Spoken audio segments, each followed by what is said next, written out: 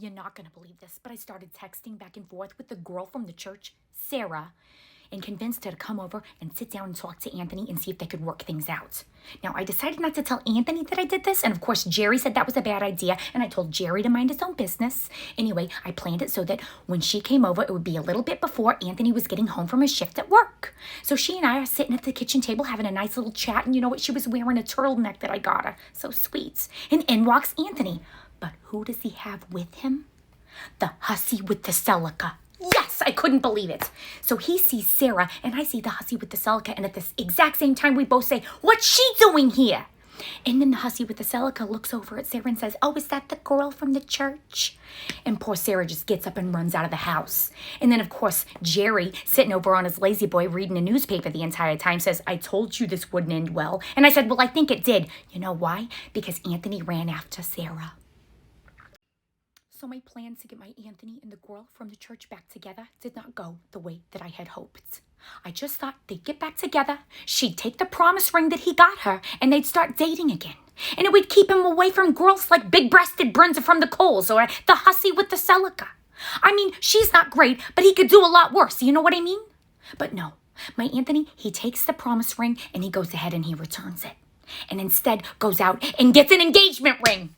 Yes, they're engaged. And when they came to us to tell us the news, I raised my hands to the heavens and I said, "Oh God, what have they done?" And I felt weak in my knees and I fell back, and thank God Jerry was there to catch me. And when I came to, I said, "Just because the two of you are engaged now does not mean that when she stays over here, she's not still sleeping on the air mattress. And you're both still just 18 and 19 years old. So if I have anything to say about it, and God above has anything to say about it, it's going to be the longest engagement of your lives." You're not going to believe this. It just keeps getting worse. The other night, I came home from my shift at the Coles, and I was in my bedroom unwinding, and of course, Jerry was on the lazy boy snoozing, and Anthony and the girl from the church were in Anthony's bedroom with the door open, of course. And suddenly the doorbell rings, and I'm thinking, who is this so late at night? And Jerry says he'll get it, so I say, okay. But I peek my head out of the bedroom door and look down the hall, and who do I see come rushing down the hall? But the hussy with the celica, yes, the Cleopatra.